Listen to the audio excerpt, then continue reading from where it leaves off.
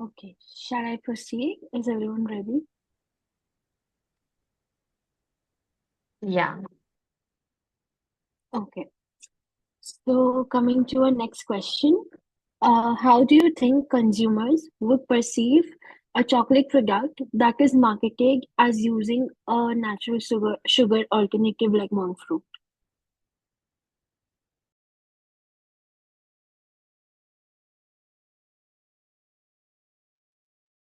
So, uh, any customer would only prefer a natural, as in a naturally or natural sweetener based, non-white sugar based product if it's health conscious and someone is very, very enthusiastic and gets craving for chocolates.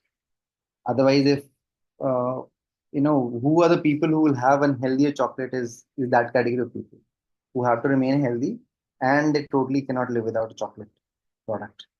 That's the range of people who would like to have a healthier chocolate uh, compared to a normal chocolate. That's how I feel.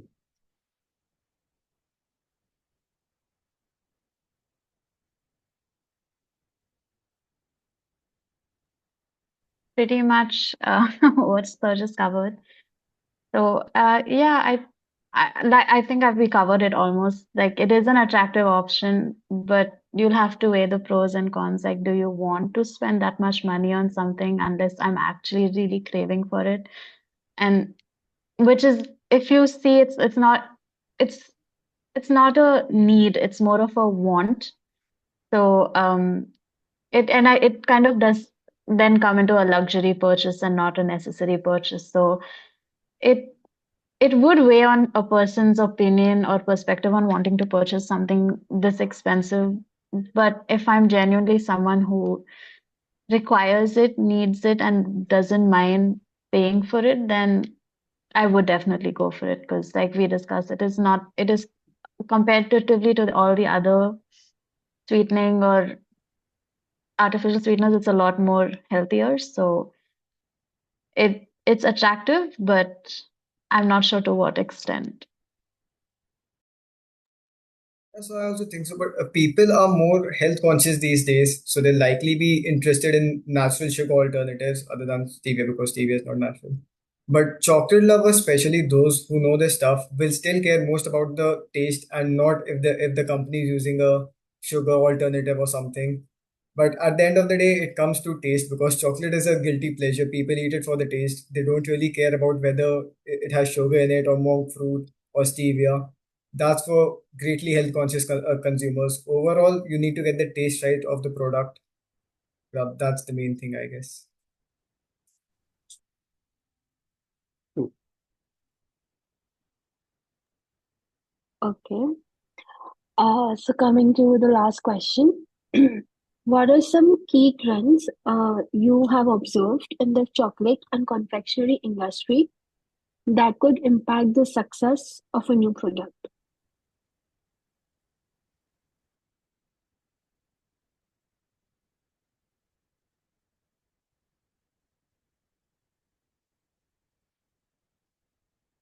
I think, see, I'm from the health side of it. I don't follow that much in terms of, but yeah, I come from a market background also.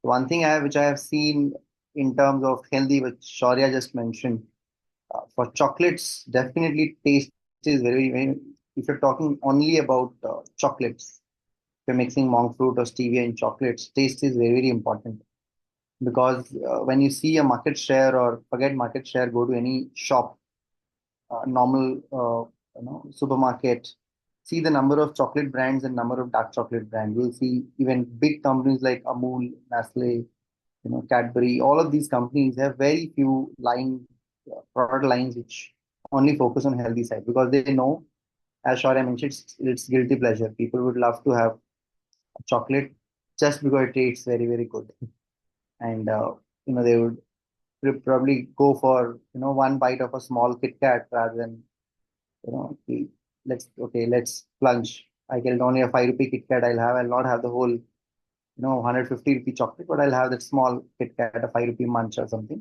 But I'll have that guilty pleasure.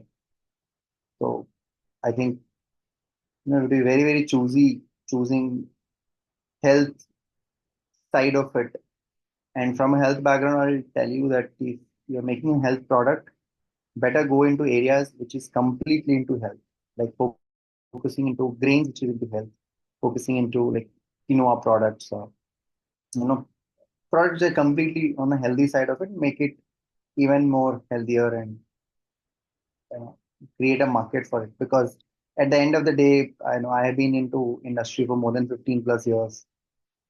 Commercial success is success. You cannot have a product without a market, and so it has to come to the ground, and you have to make money out of it. So that would be my take on that.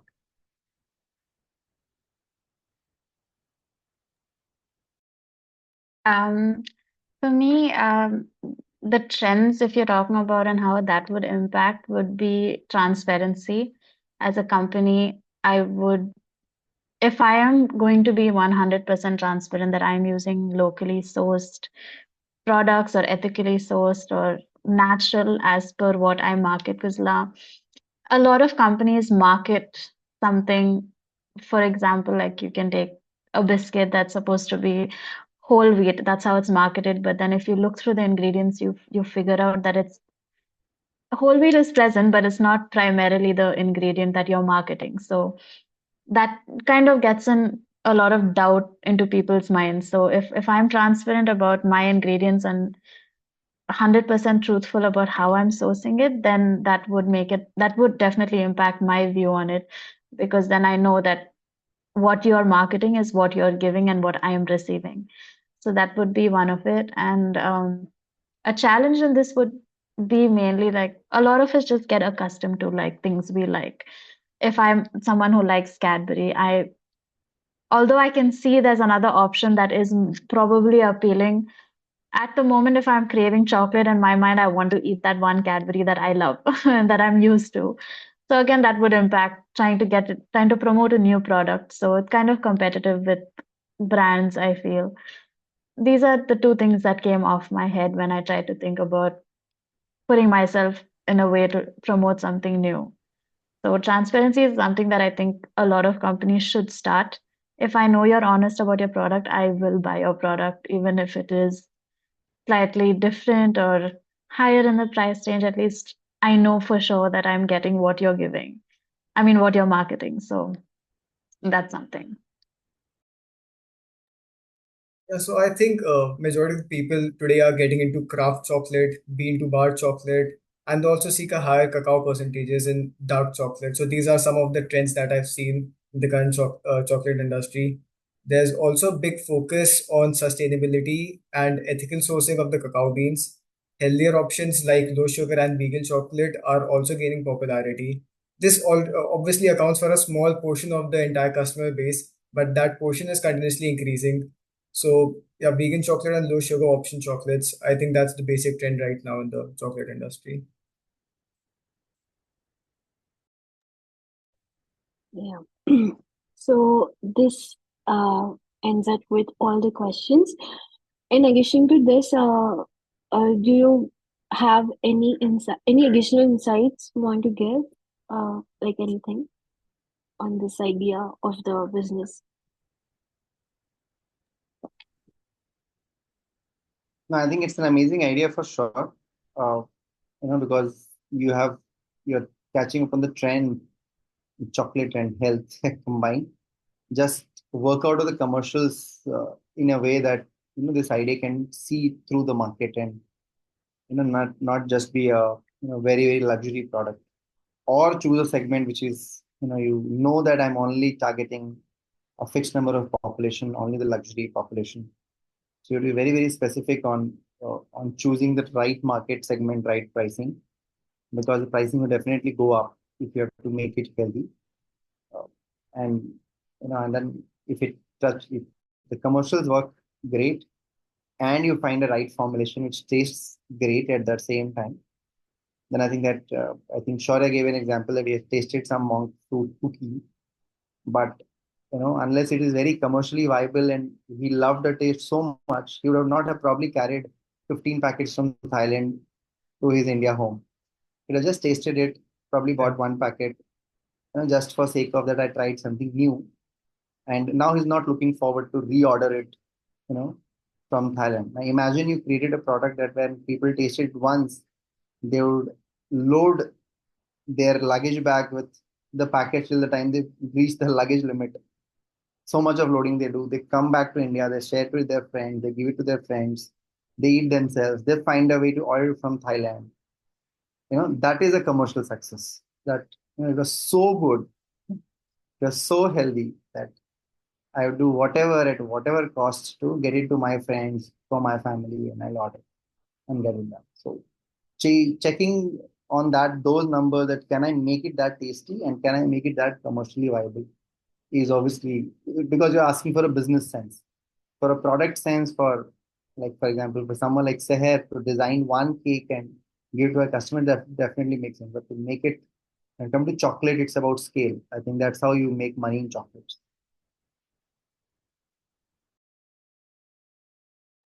Yeah, rightfully said. So I think choosing the market segment is actually something important, which I feel like a lot of new entrepreneurs or people coming up with business, you kind of want it all.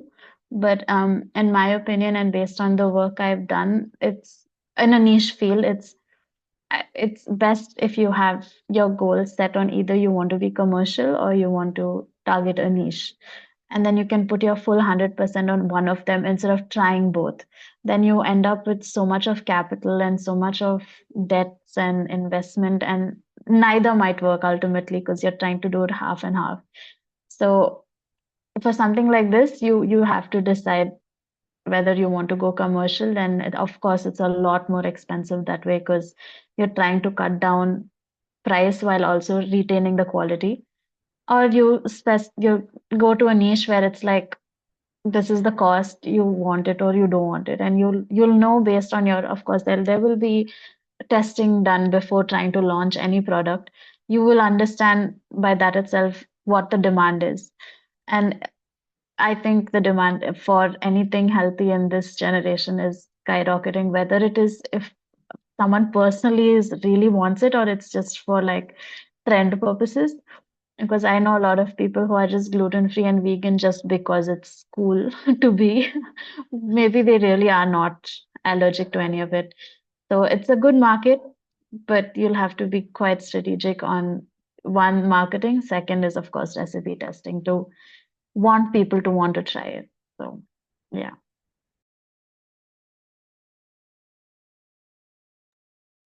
So, uh, I just have one more thing that just came into my mind.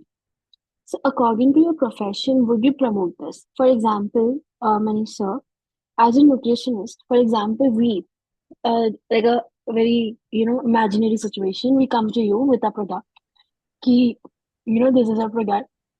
Would you promote it to your customers? Ki, okay, this is one of like, just as a cheat, like when we want to give a cheat to that person, the cheat meal. So would you promote a product? Ki, haan, this is something which you can take. No, so definitely, as Seher mentioned, if I understand, so obviously I would promote, whenever I find a new product, first I taste it, I find the ingredients right, I'll do that. But frankly, when it comes to health side of it, unless, the right ingredients and ethical way it is done, uh, costing obviously for us to promote is immaterial for us because that's the customer has to buy. But if the ethical way of sourcing and right way of making it has been done, because frankly, I am very much into reading food labels. I have not found an out of 100, there are only one or two brands who are actually writing, the right ingredients, even on stevia products. So even stevia products are super unhealthy because they write stevia and they add a lot of dextrose and other things in their product, which is hidden in the, in between the lines, and you have to be very good to read those kind of things. A normal customer will never do. So very, very particular if you are there in terms of right sourcing. Definitely promotion is, and as I mentioned, people are looking for right products. They are definitely looking for good products. Although it's a niche people, very, the percentage is not into commercial level, but definitely people are there. We would promote the ingredients and the right production has been done with right ingredients. Yes, definitely. Thank you. So ma'am, would you like as a professional baker be interested in trying this as a new segment or something? I mean, if I'm able to make a chocolate cake that is also healthy, why not? You can, instead of just getting a cake guilt-free, you get a whole, I mean, instead of just getting a chocolate guilt-free, you get a whole dessert. Since there are, of course, a lot of healthier ways of making dry cakes, like without chocolate, just like ragi or semolina, or any of them. Like there are healthy cakes, and if I can add chocolate to it without it hindering the health aspect, I would definitely go for it. But as long as, like I said, the chocolate, if you are giving it to me as a product that is without any harmful chemicals or artificial sweeteners, if it is ethically sourced, if it is the product you're selling to me, if it turns out to be exactly that, I would definitely try to promote it as a chocolate by itself. And there are n number of desserts I can make with a chocolate, or anyone naturally can. There is a chocolate flavor in almost every single thing. So if I can make a healthier version of a whole set of desserts using this kind of chocolate, then it would definitely that would become a whole different market by itself, kind of like a sub market to the chocolate. So it does open up a lot of doors for you and me if you're coming to me with the chocolate, and for my business as well. So it is something that would, I feel, would pick up if done right and properly. Yes, ma'am. Shreya, I think as a chocolate enthusiast, would take the risk of trying chocolate which is like this? Yeah, surely I'll try this chocolate. But if you get the balance between the monk fruit and the chocolate right, it'll obviously taste good and be an healthy option compared to any of the chocolate in the market. So I'll obviously recommend it to other people also. And it'll be a good chocolate to have, I guess. A healthy option which also tastes good. Yeah. Okay, thank you. So, is there anything else anyone wants to add, or I can conclude the meeting? I think No, nothing I from my think side. we, yeah, same. I think we pretty much Thanks for concluded inviting. almost all aspects. Okay, okay.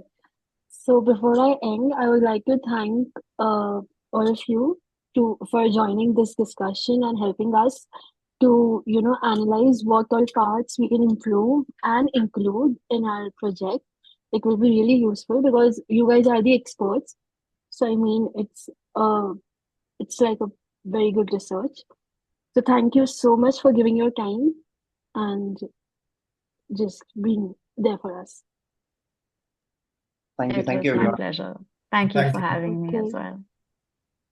thank you. Okay, bye bye. Bye bye. Have a good night. Thank you.